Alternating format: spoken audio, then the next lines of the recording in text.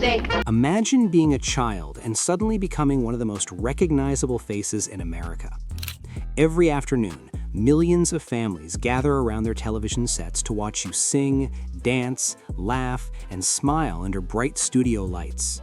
You wear those famous Mickey Mouse ears, wave enthusiastically to the audience, and everything appears magical and perfect. To the viewers at home, it seems like a dream life. But what the audience never saw were the complicated stories that unfolded after the cameras stopped rolling. Some of the original Mouseketeers would grow up to achieve remarkable success in Hollywood and beyond. Others would struggle with fame, personal hardships, legal troubles, and tragedies no one could have predicted. Today we're uncovering the tragic truth about the original Mouseketeers, where their lives went after the spotlight faded, and what really happened to the children who once represented the happiest show on television. In the mid-1950s, the Mickey Mouse Club quickly became a daily tradition for children across America. The show was colorful, energetic, and full of youthful excitement. The Mouseketeers performed cheerful songs, elaborate dance routines, comedy sketches, and introduced animated cartoons that kids eagerly waited for. But despite the bright smiles and cheerful theme music, the performers were still just children growing up inside the unpredictable world of Hollywood. Nearly 70 years after the show first aired, only a small handful of the original Mouseketeers remain alive. Their shared history continues to be one of the most fascinating chapters in television history.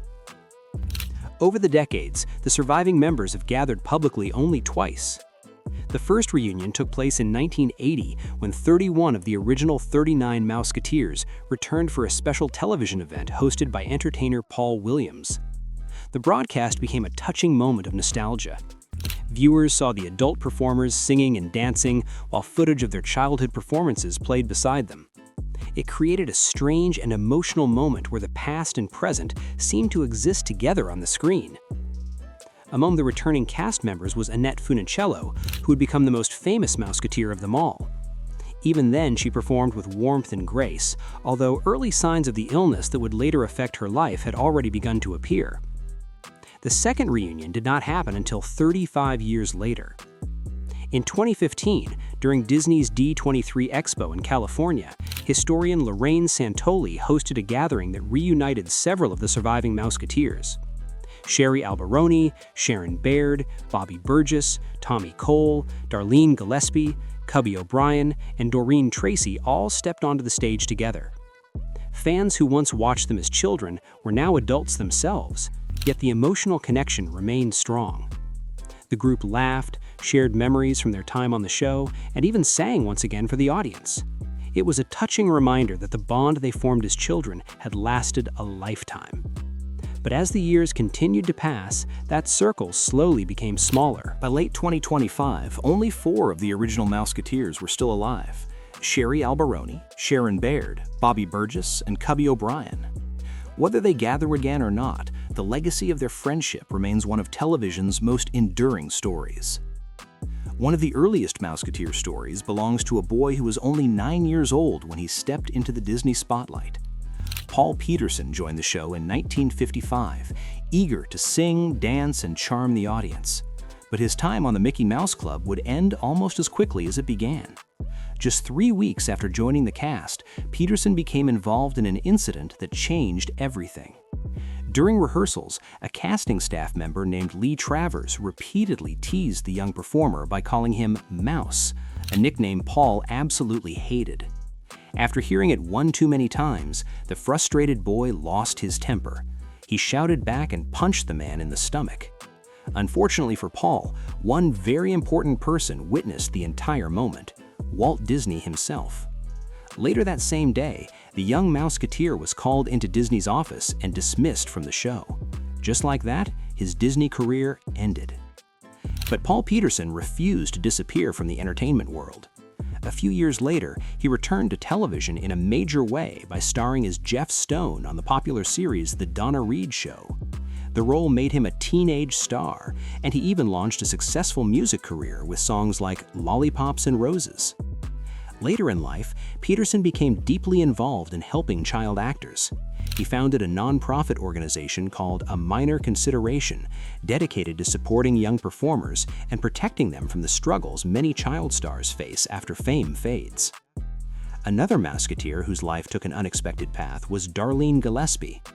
During the original run of the show, she was considered one of its brightest stars. Born in Canada, Gillespie had a beautiful singing voice and a natural stage presence that quickly made her popular with audiences. She remained on the program for 3 seasons and officially became a United States citizen in 1956.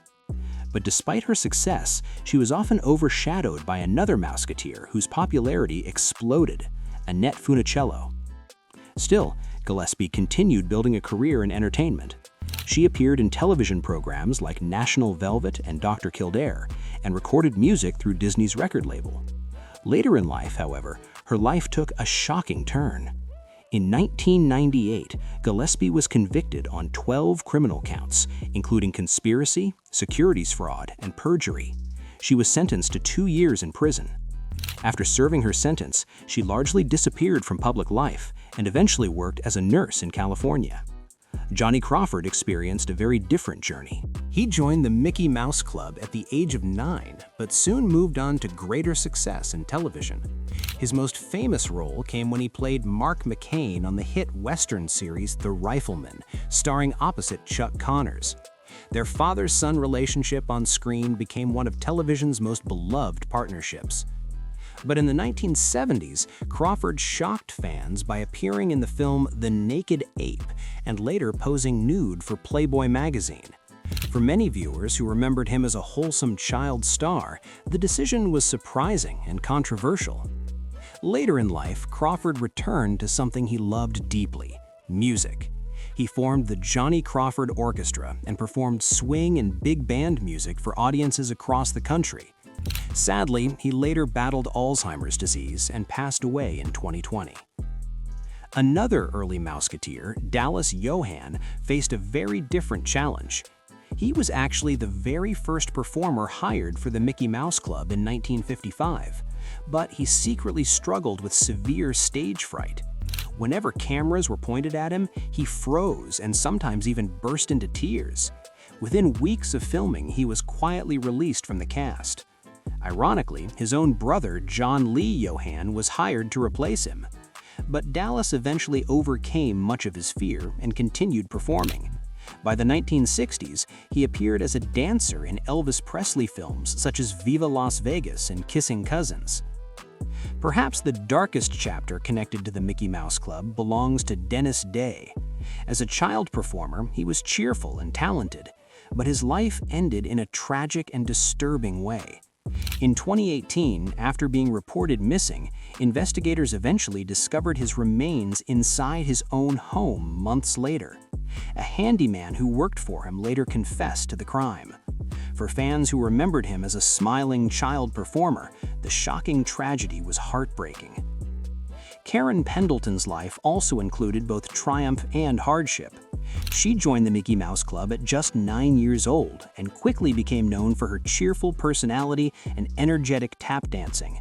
But in 1983, a devastating car accident left her paralyzed from the waist down. Rather than allowing the tragedy to define her life, Pendleton rebuilt her future. She earned college degrees and became an advocate for people with disabilities and victims of abuse. She passed away in 2019, but remained an inspiration to many. The Mickey Mouse Club brought laughter, music, and unforgettable childhood memories to millions of viewers.